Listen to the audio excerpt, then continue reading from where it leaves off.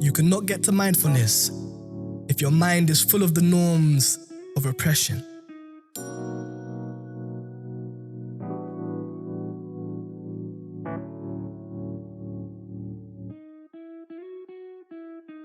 Rise upon a morning, we reflect, no longer mourning on self-hate, doubt and fear.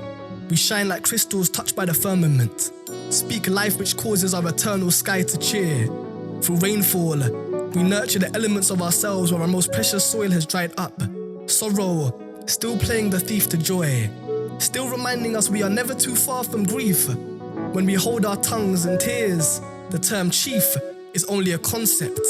But if there's one thing I've learned, it's not in the theory but in the practice, where we ready ourselves for this almighty conquest.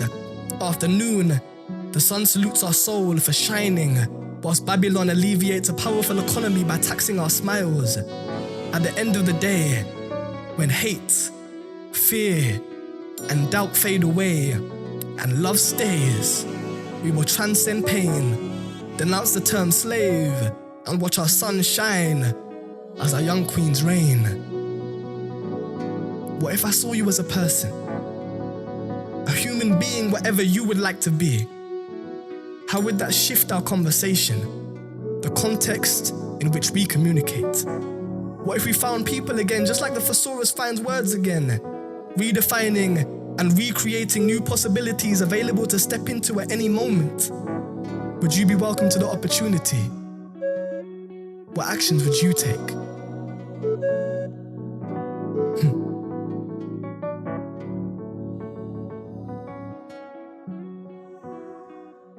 So there we go. That was Mindfullness by the wonderful Solomon Adams, who joins me in the studio right now. Solomon, thank you very much for coming on to Word Spoken and bringing your music and your soul. A pleasure, man. A pleasure. Thank you. The first question always kind of kicks off things is I just want to know, how are you doing right now? These are some strange times that we're living through. How are you kind of coping? I'm good, man. Today I'm well. Made a lot of music today, which has put me in a good place mentally. Before that, mentally, man, it's been tough. It's been tough dealing with everything. The music's helped, but I've had to hold space for myself to just be how I am, to go through the mental stuff and just be okay with that. Yeah. Like, be fine with that. And you'll hear about that in Breakdown or Breakthrough. I cannot wait for everyone to hear. Look, the kind of first thing I want to point out is, obviously we've just heard Mindfullness, and you put music to your poetry, which is something I absolutely love. And it's something I urge people to do as much as possible, because it adds so much kind of texture and flavor to the words. And not only that, it makes it appeal to a wider audience. Yes. So the kind of first question I wanted to ask is, how do you approach the writing process and how do you blend it with music? Which one comes first? How do you do what you do, Solomon Adams? How do I do what I do, man?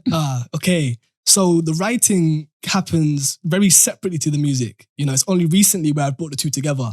And the main focus for me is to make sure my words fit as words on the page, you know? And then I'll see how the music fits with that. You know, when I'm making my own music, I've worked with people like great man Tish, who's brought amazing musical ideas to my poetry, to my words. And with him, I've done amazing things. But then again, I've only been focusing on my words. He's been able to bring the music. So me now producing, getting into this production world, I'm now thinking, okay, I need to kind of find a meeting point between the two things, you know, between poetry and music. It's something I'm still exploring, man, but I'm having fun with it. Having fun with it, yeah.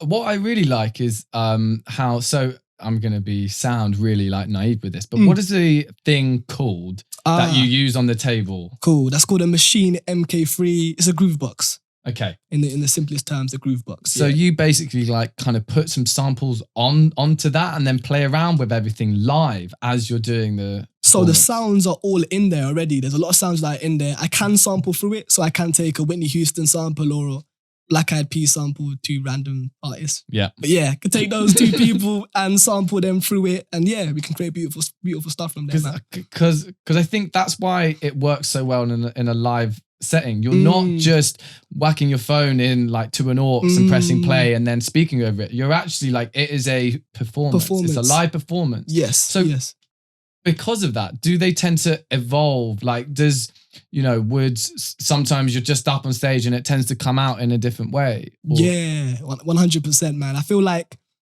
taking this machine out of my room and into a live performance space is really powerful because I use the machine as a therapeutic tool. I'm very aware that when I'm producing at times, very much so I'm in my element, I'm in my zone. And I'm gone, man. Like words fail me like right now to even express this because I'm just in music mode. Yeah. While I'm in there in music mode, things happen, bro. Like great things happen. And then I'm able to step into a performance space and bring that. And it's kind of like a switch, but I'm also able to balance the two in a performance space. Yeah. I'm able to be present to the audience, but also to bring some of my bedroom with me, my home life with me, onto stage. It feels very authentic to be there with the machine. Yeah. Yeah. What would you say are things people should think about when they're wanting to kind of put their poetry to music? Think about your rhythm and your flow, being authentic to that. It's quite easy with music to kind of lose yourself and to want to become a rapper. As soon as you put music to your poetry, you might start flowing to it and lose the poem. The poem is very powerful and important. Let's hear that. And the music is a backing to that, specifically with poetry. If you're a poet and a rapper, that's fine, step into the rap. But for poet specifically, I would say, like let the backing track, let the music sit underneath and complement your poetry as opposed to your poetry complementing the music. I think that is really, really like such a important thing to have a think about because it isn't like you make it look very easy, right? But it's not easy to put your words to a track. Like it is very easy for it to become something it doesn't need to be. Like if the way I kind of always think about it is if the music isn't adding something, then why you have to think, why am I adding music to this? Yeah. Right. Yeah. And I think your pieces, all three of them kind of are like proof of concepts that when you kind of think about something in the right tone and the right texture, it makes something beautiful, right? But that you make it look easy, man. That is not easy. Again, it's just spending so much time with it in my room, getting into that zone, into that space, and then bringing it into a performance space, bringing it here into the studio, But this afternoon, I was at home producing, making music. So I've literally just brought it from home to here, and I'm aware now there's a camera on me, I've got a microphone in front of me, I'm still there. I'm still at home in my head. I'm still at home with the music, So I love that. I think that comes across because it's just a genuine kind of piece. So look, obviously right now during these times, there are very, very few nights. And the ones that there are socially distanced and everyone's kind of kept apart, right? But let's kind of transfer ourselves back to a time when life was normal, which was a chronically long time ago now. Much. But what were the kind of nights that you found yourself resonating towards most, or where your work really shined? Yeah, Poetical Word based in Hounslow. I was DJing there for a while, and obviously that's closed down. That's in Hounslow. So that's Poetical Words. BYOB, Box Park Wembley. We've got Imaginary Millions. We've got Penting Poetry. Wow, man. It's so weird, like the fact that they've all stopped is making it hard for me to remember which nights there are. I know. I'm aware of those nights because of my involvement with them. And now other nights I'm like, what other nights did I go to? Like there's events, because I've been on the scene for about 6 years, there's events which have stopped, which I remember me starting on, which no longer happen anymore. So I kind of like became recluse on the scene and kind of took a step back because these events weren't happening anymore. But I found my homes in Poetical Word, BYOB, Penting, Imaginary Millions. Yeah. So in those 6 years since you've kind of been in the scene, has the scene evolved in any way, would you say? Or man. Yeah. I just think people have just brought different elements to the stage. I guess back then people were still doing music and poetry. So we spoke about that. People doing music and poetry together. But seeing it now, you're seeing a whole lot of people who are coming to the stage who are rappers. like turn poets. So there's an extra skill there, you know, there's like an extra skill, extra flair, like, you know, the rhythm, the flow, the wordplay. I feel like the technical aspect of poetry is like evolved definitely because you've got people who've come to it, who have been working at their craft, not just necessarily like page poets, but like performance poets and rappers and people who like perform and do this, you know? So that's been exciting to see a whole lot of, especially when I'm DJing at events and I'm kind of sitting there at the back and I'm like, you're so much more than just like, I don't know, it's weird to say so much more than just a poet. A poet is a very powerful thing. But I really find value in people being multidisciplinary, That's a hard thing to say, mate. Word, multidisciplinary. Boom. Yeah? This word. Right. This word always, whenever I say it, it's like... But yeah. What like do you think, so obviously, so you kind of mentioned this, but just so people know, you are also a DJ at some of these nights, right? You are there doing the kind of music as they're coming onto stage. You do a couple of like little samples that you play at funny moments. You really kill it. But what would you say are the ingredients to a good night in your point of view? Good audience, the people, they make it. I would definitely say good music, man. It might be biased being a DJ and whatnot, but like having music, having that ambience there, like while people are just chilling or as people are coming up to the stage, it adds, I know when I play music or like when I have my sound effects there, it adds ambience to the night. Yeah. You know, a good host, and just, community aspect. I guess that comes with the people, you know, the community aspect is so important to have people coming together, during socially distanced times, not so much, but the community aspect of where you just have love in the room. People are hugging, people are just like so supportive of one another, you know. Yeah, it's family, that kind of vibe within poetry nights, hands down. Yeah, I mean, I think you're right there. How have you kind of personally found then, you know, these past few months? It's been tough for everyone, right? And I think definitely for people that are like extroverts that create stuff that they want to share, you know, not really being able to, it's been a bit tough. Like how have you found it? I've got my extrovert side to me and I've got my introvert side to me. And I guess like I've kind of moved over to being an introvert during this time. I've kind of slipped back into production, well, not slipped back into it, started it. And in music producing, I've just been able to be in my room, you know, as I was saying earlier, and just be by myself. So I can happily do that and not necessarily have to be around anybody. And there's an exciting thing of working on new material as well. I've just been thinking like, wow, this is a perfect time for me to just collaborate and work with people. And then when this all opens up again, we've got material to share, you know? So that's how I've been looking at it. But I've enjoyed being an introvert during this time. I've enjoyed just like taking a step back, just working on what I need to work on. And then when we come out, we'll come out. I think part of me thinks that, you know, this has been an awful time, but part of me thinks that I kind of pause, a bit of a slow down, a bit of a rethink about what is important in our lives. That alone, if we just isolate that aspect of what's happened in this past few months, has, I think, done a lot of people a bit of good. You know, like I think life definitely in London was so fast paced and so 100% that there was nothing stopping it. Right? Do you know what I mean? And it was only getting more so. And in terms of like spoken word, like suddenly I'll be going to like 3 nights a week and like maybe we needed a bit of a break. Yeah. To kind of realize what we have. You know, we miss it so much. So look, I want to chat to you after this next piece that we're going to hear a little bit about you as a mentor and an educator and the work that you do with kids, because it's really, really amazing and I really want people to hear it.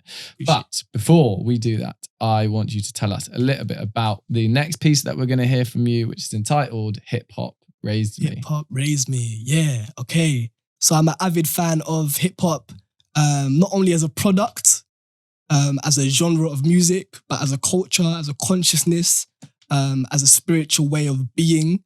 And there's certain artists and certain songs and certain albums and just certain people who embody hip hop, their way of being, which has raised me. So this piece speaks to those people. A little bit of wordplay in there. You're going to hear a few names of different people who I value and I vibe with. And yeah, enjoy the piece. Enjoy the piece. Okay, great. Well, look, on that note, let's hear it. This is Solomon Adams with Hip Hop Raised Me.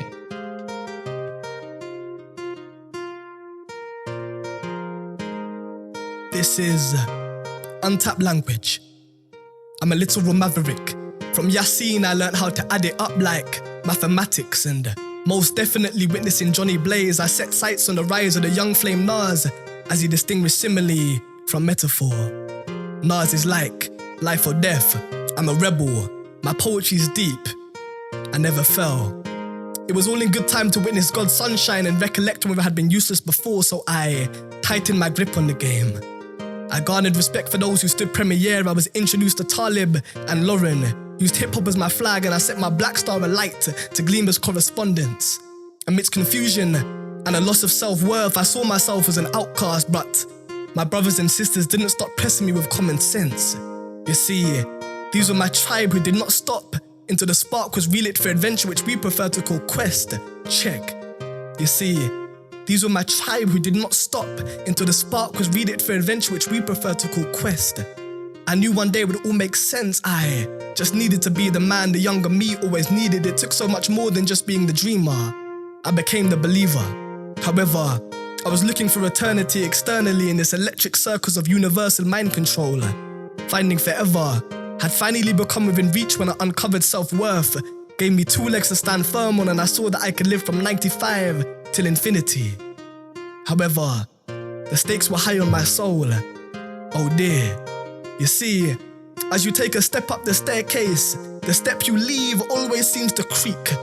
A noteworthy sentiment, you might say. Yet I still rise higher, still elevating, yet still not forgetting the journeys I make home each night on my KRS-Ones.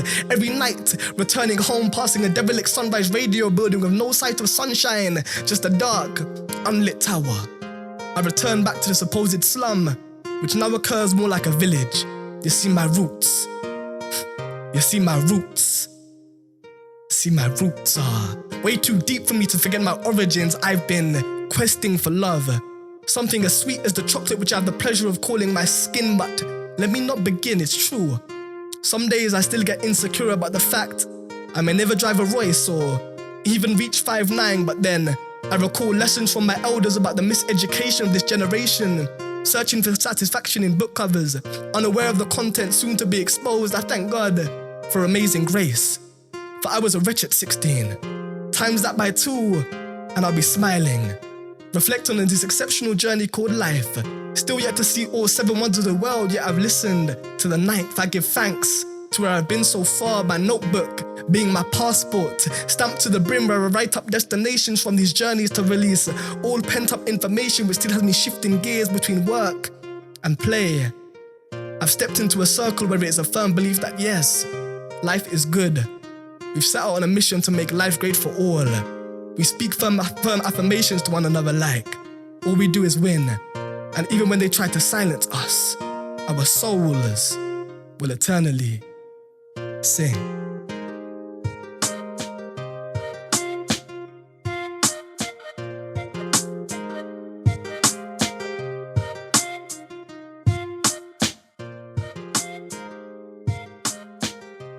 Our souls will eternally sing. Guys, wow. I absolutely love those drums coming in at the end, just kind of adding another layer to all of that. So many references, such great writing, great performance. Woof. My man, thank you. You're firing off all cylinders over Thank here. you, bro. So that was Solomon Adams with Hip Hop Raised Me. And yeah, sounded like it certainly did there, buddy. Thank you very much. Honestly, that was great.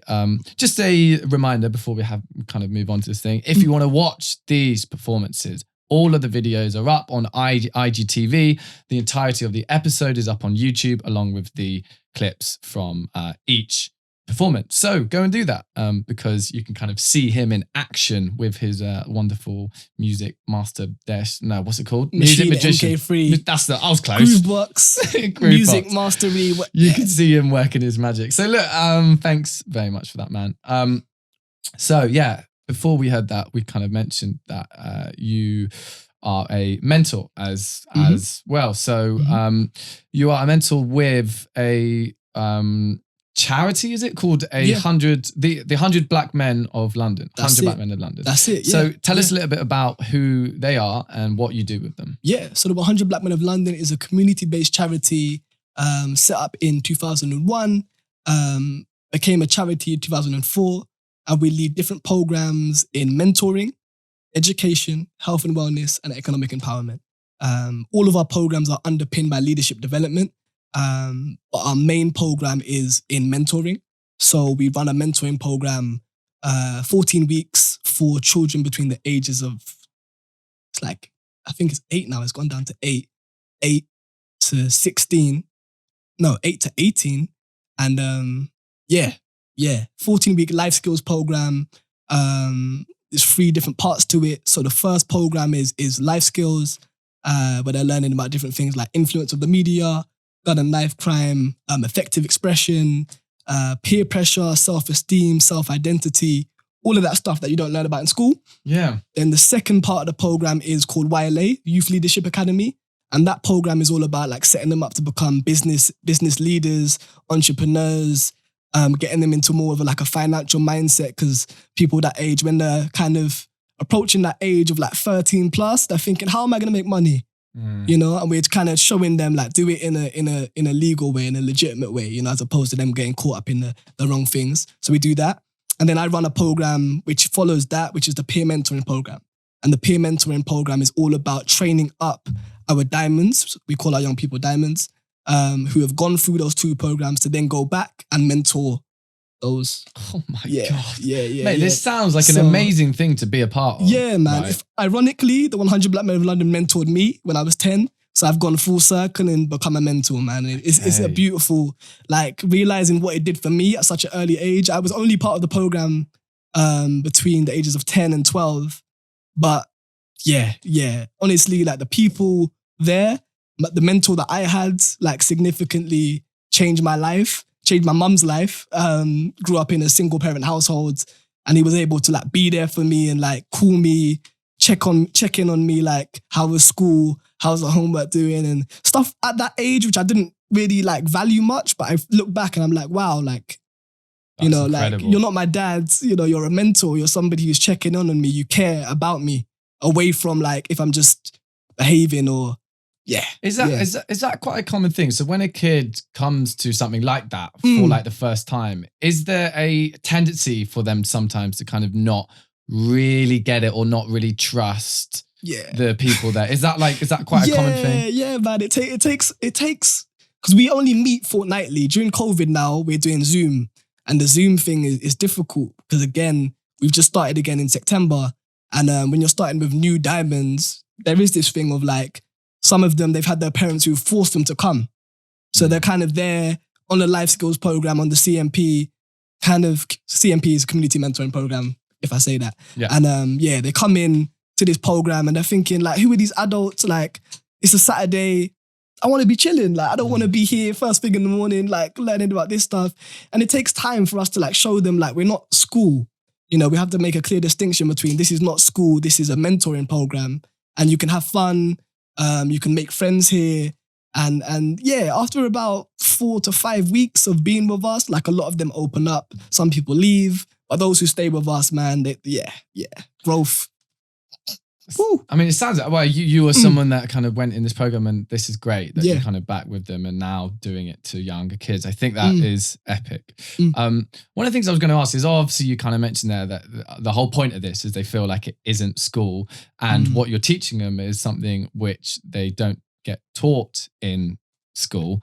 So do you feel like there is room for those types of things to operate within school? Or is it better that there's actually kind of separate things? I think, me working in education as well, like as my day job, I realized a lot of it is down to the educators themselves. And I'm aware that certain people are not necessarily interested in teaching that stuff because they depend so heavily on the curriculum. You know, they have no... And it's crazy because there are teachers out there who generally want to do this stuff, but with the curriculum, with the admin, with all the extra stuff, it's difficult. It's difficult to really get that stuff in where you can actually be on a level with certain young people but you've got a class of 30 and you can't really connect with them because you're trying to cater to 30, you know? So it's not easy, but yeah. I mean, I can really imagine that it's really hard for teachers to be able to kind of cover all of these things. They've got the things that you've got to learn. Like they're essentially, everyone's being judged on these grades that they get, and like that's what you leave with, right? And that is something that really does kind of, I just feel like it's the way we currently rate and score young people in this country is wrong, I think, right? Because look, we are doing it based on just a collection of letters, A's, B's, C's, D's, whatever, and that is your value when you're 16 years old, and that sets you up for your chances at like sixth form and then through to uni or whatever, like, and it's such an arbitrary way of like scoring people, and it's just so narrow because people like are like humans have such a wide variety of skill sets, right? And to kind of judge people, what is essentially a memory test, like those exams when they're just who can remember all their notes, literally that.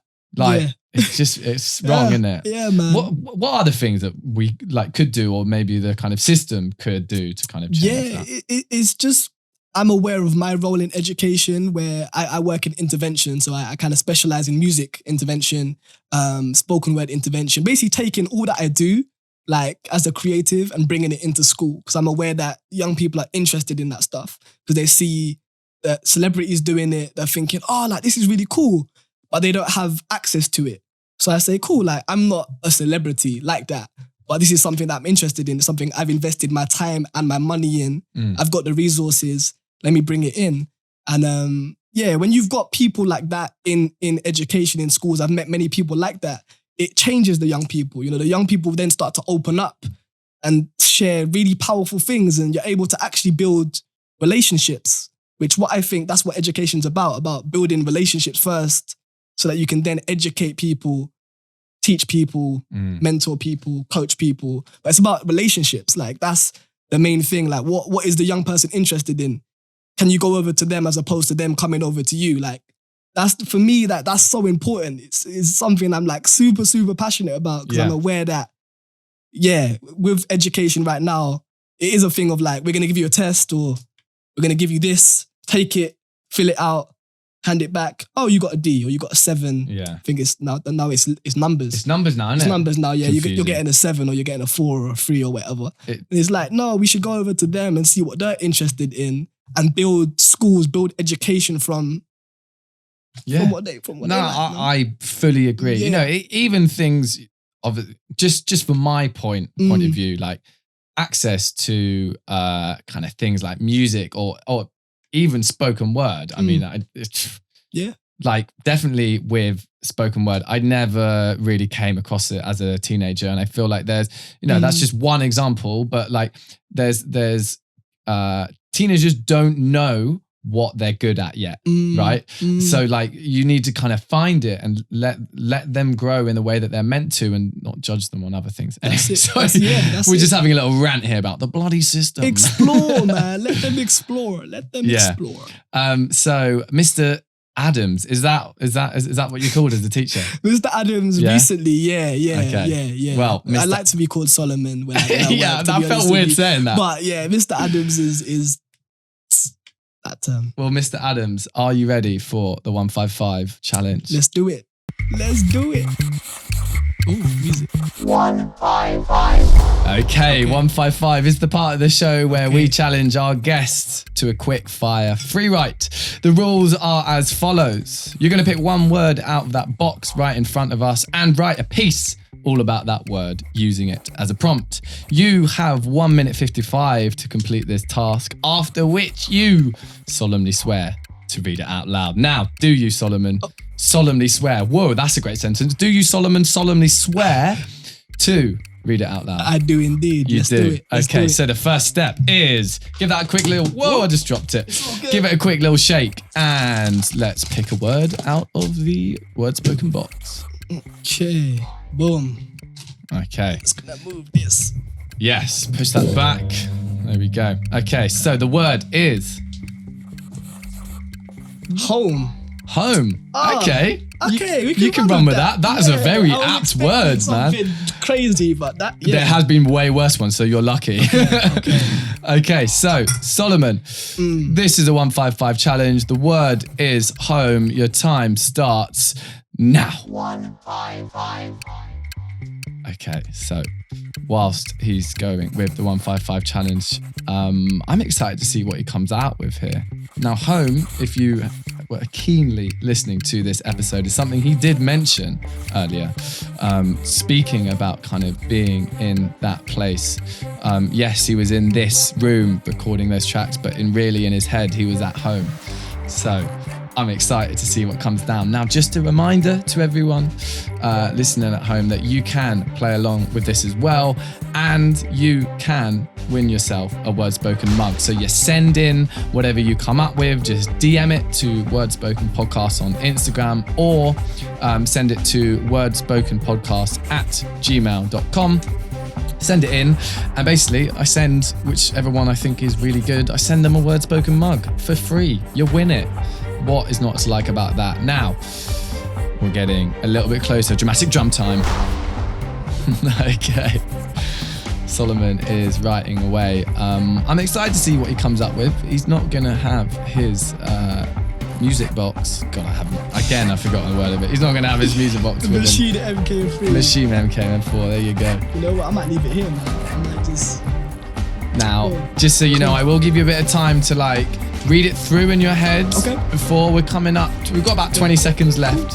So just have a little process of whatever you come up with, and then we'll hear it. I'm excited for this.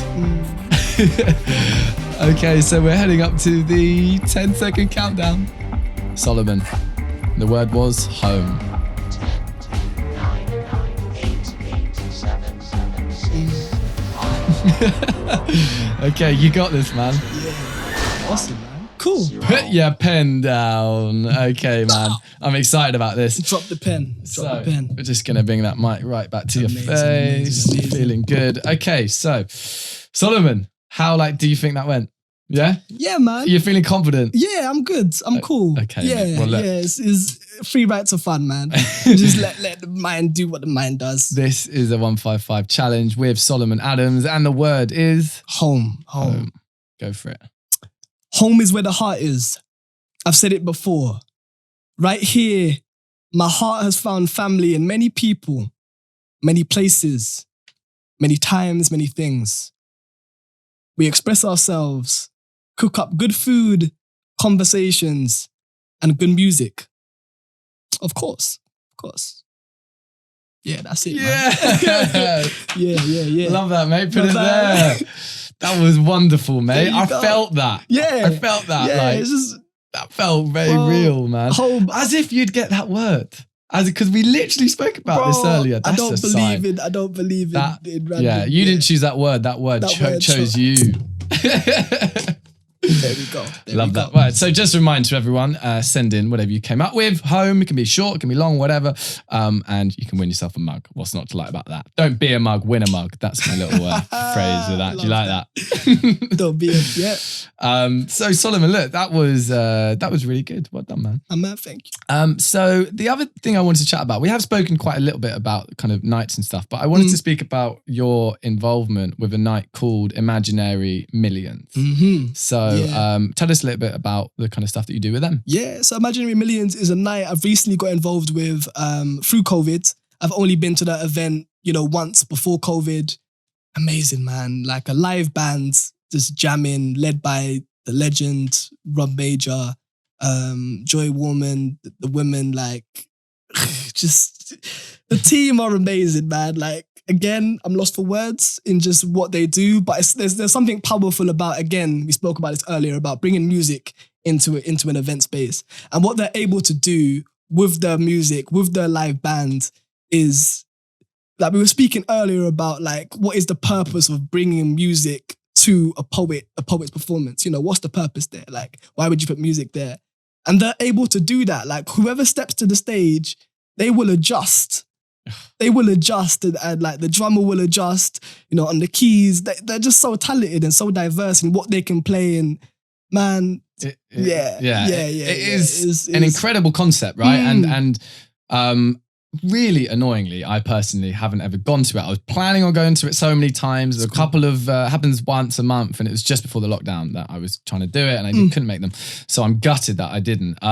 But what by the sound of things is they do this so well, and as you kind of said, they can adjust in real time to like the pace and the feel of the movement and stuff. And it's for anyone that isn't aware of that night, make yourself aware, follow their stuff, and go. Just go. So look, mate, your final piece is entitled Breakdown or Breakthrough. Now, I had the pleasure of seeing you perform this live at Troubled Tongues a little while back. Yes. And it was really great. It went down really, really well. So for the listeners, give us the kind of context around this piece. Cool. Breakdown or Breakthrough. Wrote it in September. So recently went through a mental breakdown.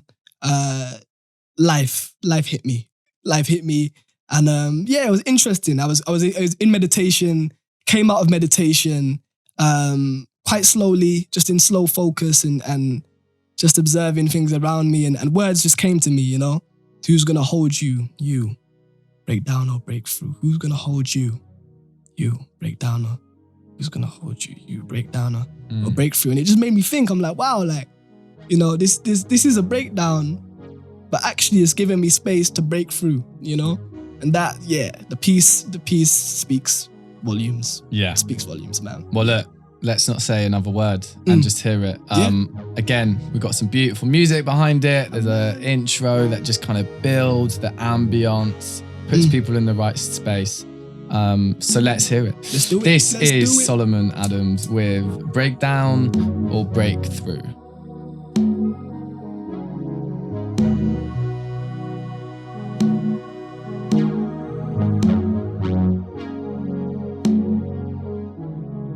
Who's gonna hold you? You. Breakdown or breakthrough. Who's gonna hold you? You. Breakdown or breakthrough. Who's gonna hold you? You. Breakdown or breakthrough. Who's gonna hold you? You. Breakdown or breakthrough. When a soul gets lost, how will it break through the fog to get to the other side? Through solitude, I heal my insides. These walls, thirsty for redecoration, an internal revolution is brewing. This wallpaper, tired of holding itself up, for what reason? Seems like spring cleaning season here in September, cleansing, purifying once again. I've said it before, this is deeper than skin. A shift in my perception's hue, characterized by new awareness. I give thanks. My logic seems to be solid in its state, but my spirit in tune flows through heaven's gates. I give thanks. Who's gonna hold you? You. Breakdown or breakthrough. Who's gonna hold you? You. Breakdown or breakthrough. Who's gonna hold you? You. Breakdown or breakthrough. Who's gonna hold you? You. Breakdown or breakthrough. These timeless treasures, moments spent together can never be forgotten. You, me, us, forever. Mark my words, etch or sketch them if you will, but this ink can't be erased. Pressed on soul's parchment, the life cycle refreshed by autumn's arrival. These uncommon senses growing more as I exercise my right to exist in this way. I am unchained. I am changing in ways I could have never imagined. I give thanks. Who's gonna hold you? You. Breakdown or breakthrough. Who's gonna hold you? You. Breakdown or breakthrough. Who's gonna hold you? You. Breakdown or breakthrough. Who's gonna hold you? You. Breakdown or breakthrough. Peace. It does not mean to be in a place where there is no noise, trouble, or hard work. It means to be in the midst of those things and to still be calm in your heart. Breakdown or breakthrough.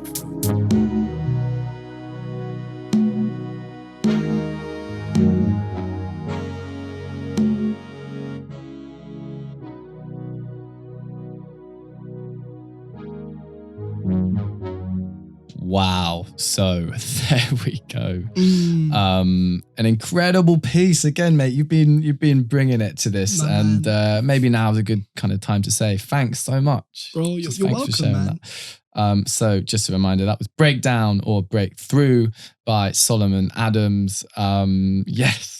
A masterclass in what to do with your words if you're putting them to music. That is the answer. So we're now on our last little segment, mate. And I briefly just wanted to chat a little bit about, whilst I was doing my research about you for this episode, I had a little stroll down your Instagram and I saw your name amongst the lineup when I was like, whoa. Right. So the event, unfortunately, we just spoke just before this episode, and apparently it didn't go ahead. But tell us a little bit about Safe the Poet, the event, who else was involved, and what happened. Cool. So Safe is an anthology of Black British writers that a man named Derek Owusu put together, dealing with a whole lot of range of topics that Black men normally don't get to express. So it's safe, like a safe space for them to just talk and express stuff that they never really get to express before. It was on Black British men reclaiming space, basically. So Safe the Poet was basically like an event at the Houses of Parliament, which is gonna basically hold space for poets from the book. I'm not in the book myself, but I met Derek at Chocolate Poetry Club in Camden. And as soon as he heard, I think my hip hop Raise Me poem, actually, he came up to me and said, bro, like, I'd love you to be involved in this. I was like, what? Like, okay, amazing, you know? And we got talking about it. And then I think literally a couple of weeks before, Brexit was in the air. This is all before COVID even kicked off, but Brexit was in the air. And I think with the MPs focusing on, I'm not sure specifically what happened, but it just had to get stopped, you know? So I'm aware that hopefully, like we'll say hopefully, it's still going to happen at some point, man. The book is amazing. Your name was on the list. Yeah, with say the names, Sully man. Breaks, Caleb Femi, Yomi Sode, and Nego True, man, and Solomon Adams, and then there was like a couple of others. Wow. Yes, man. I love all those people, and obviously, I love your work. So let's hope that can happen in the future. Like, fuck Brexit. Yeah, honestly, man. Let's just say that. Brexit. That is COVID, another reason we should have stayed. Brexit and COVID. That didn't happen. This is what, okay, you've said it. You've literally the reasons said are stacking up. You've literally said it. Okay, man. So look, we reached the part of the show which I like to call Eyes and Ears. Eyes and Ears. Love it. Eyes and Ears. Okay, that's for you. Okay, Eyes and Ears is the part of the show where we get a recommendation from our guests, something for our eyes to feast on and something for our ears to find blissful. So we got two things. What have you got for our eyes? For your eyes, please check out 40 Years of Hip Hop. If you're interested in hip hop in any way, shape or form, it's a 1 hour, 40-minute lecture by KRS-One, who's also known as The Teacher, who breaks down hip hop. Wow, the philosophy behind it, the spirituality behind it, literally breaks it down. So like what we know of hip hop is it as a genre of music, basically, you know, on that level. He breaks it down as a consciousness, as a way of being, you know. And then he talks about culture, like how that consciousness and way of being has entered people, you know, and how we as people then, you know, use hip hop's elements, breaking, MCing, DJing, breaking, MCing, DJing, graffiti art. Breaking, MCing, DJing, graffiti art. And there's one that I'm missing. Yeah. It'll come back at another time. But yeah, he breaks down how like this culture that we've taken as hip hoppers has now then transcended into a genre of music. And he basically breaks it down so that we can see that hip hop is much bigger than just shaking your ass and fucking bitches and getting money, basically. So that's called 40 Years of Hip Hop by KRS-One, and that's available on YouTube, isn't it? You can just get it up on YouTube. Literally, yeah. Okay, wicked. So people go and check that out. That sounds amazing. The man's got a lot of wisdom, right? So cool to hear him share that. Yeah. And then what have you got for our ears? for your Mate, ears. yeah. I'm a bit cheeky, man. Listen to my album. Boom. Yeah. Listen to my album, man. My album's on Spotify. Okay. Dropped it in 2018. What's it called? Finding Worlds Again. I've got to big up my main man Tish again. I mentioned his name earlier on. Kota Dharma. Hopefully he's gonna be on the Well Spoken podcast at some point, man. For sure. And like he composed pretty much 95% of it.